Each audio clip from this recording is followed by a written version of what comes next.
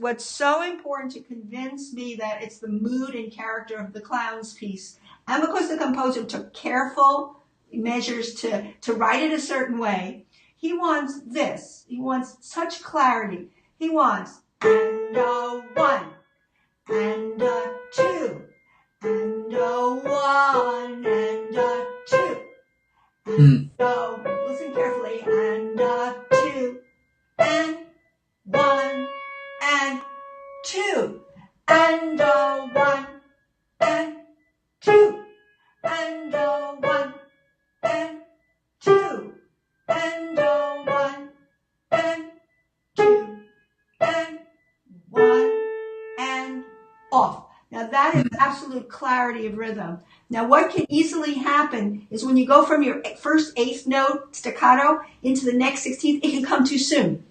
And a breath too soon of any of the 16th strands after the eighth doesn't give you the steady animated rhythm of the clowns. It's the same issue. It has to be, the beat has to be just so there, very buoyant and really there. You have to get that in your system, you know. So take a eurythmics course with a really good eurythmics teacher in London, because they have good people there. Do eurythmics. They will teach you all about this with movement. And one, and two, and one, and two, and I gotta say something. That after that last C, you just jump started the 16th A. Do you know what I'm talking about?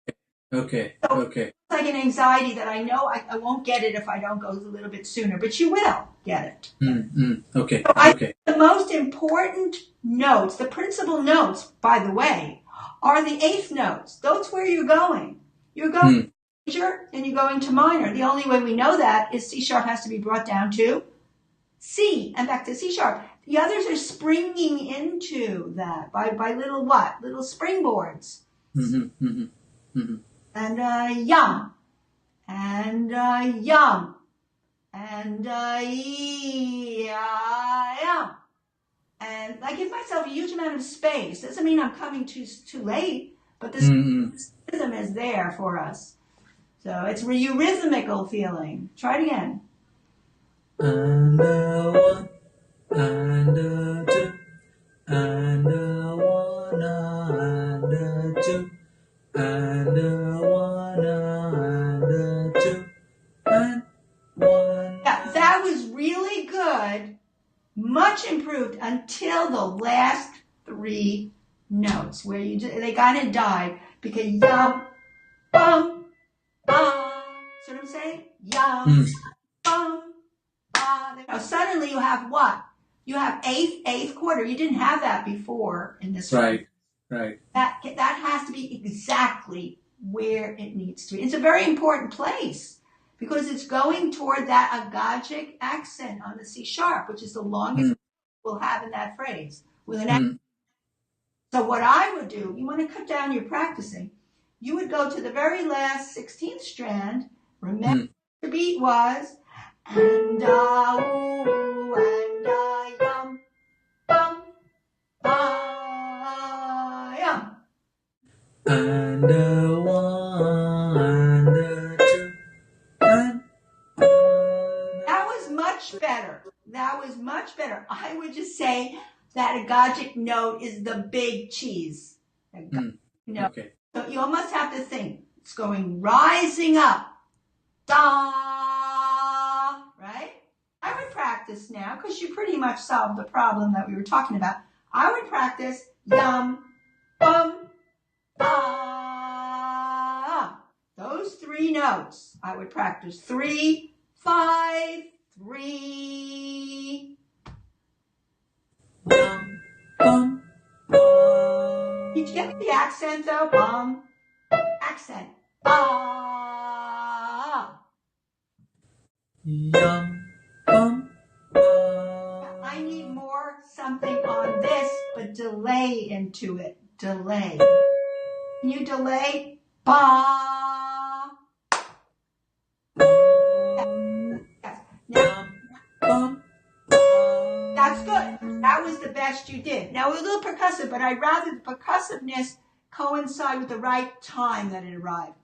That Okay. time it really arrived where it should. Okay. Okay, now can you go to that accented note and continue the right hand after that? Measure 4.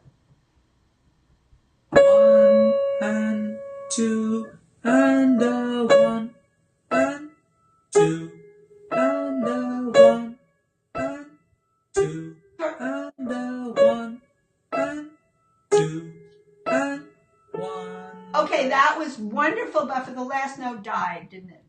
Okay, yeah. That needs assertion. And he put an accent on it. He doesn't want an accent over your head. In fact, that won't be as much as what you did in 4. You know why? Because 4, you have a longer note with the accent, which means you have to inject more energy for it to survive a tie.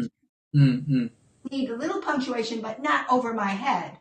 Wait, don't die. Let it die. There's no dying on that A. Yeah. Yeah. Ba, ba, ba, ba. Yes, that was perfect. Measure 7 is a C sharp, yes? Right. Let's do that measure again. It would be here. Bum, bum, bum, bum, off. Yeah. Yeah. Up. Wait. Make them go up. Make these notes go Yeah. up. Bum, bum, bum, bum. Perfecto! You got to remember. Bum, bum, bum. I'm just doing one finger. I'm playing it with one finger. Bum, bum, bum, Yes! bum, bum, bum, bum, bum, bum, Perfecto. bum, bum, bum, bum, bum, bum, bum. Well, Wow. wait. I'm sorry. I didn't count how where I was. Well, and then I whatever you decided- did. No. Let's say you didn't. Let's say you went extra measure or less. But I was more concerned with the last 3 notes. That the last one should be a staccato. Yes. Yes. I mean, that just went like what happened. It has Yeah. bum, right? Yep. I wouldn't make that so loud though, because it's sort of like finish. It's an uneven ending to that. Right. But it still has to be short and in the right place. Yeah, it has to be in the right place. Yeah. Yum. Bum. Oh! Don't change your beat. No, just do this. Up a fifth, down an octave. Yes. Yum. Bum. Bum. Okay. I need you to like almost photograph what you're doing or audiograph it. Remember what you're doing, because every practice session you don't want to go back to these indefinite beats. Okay. It's a big deal today with us. Now, so I understand, yes, you're doing the blocked left hand, the right hand is written, but then keep the same beat in every instance. Okay, now what will you do now? You'll go, and a 1, and a 2, and a 1, and a short, and a 1, and a dum, bum, ba, and 2. Is it right? And a That's the next stage.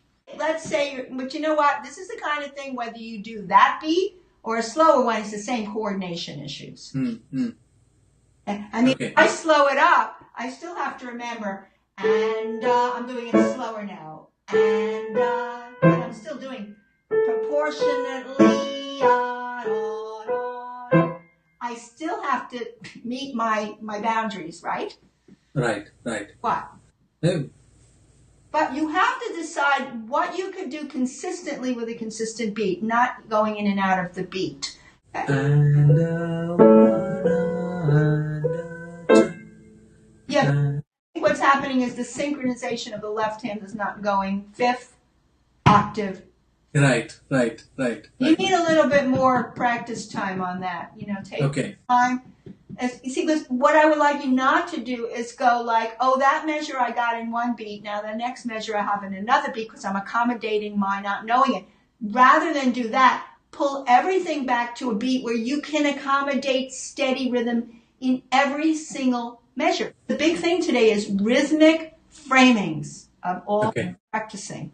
Whatever you choose to do, it needs to be consistently done for whatever phrasing or material you're doing. Makes perfect sense. And that's why after you get it all finished in one realizable framing that you can accommodate, then when you move it up, then it's much easier. You will keep that steadiness, but you'll inch it up to where you are at the next level.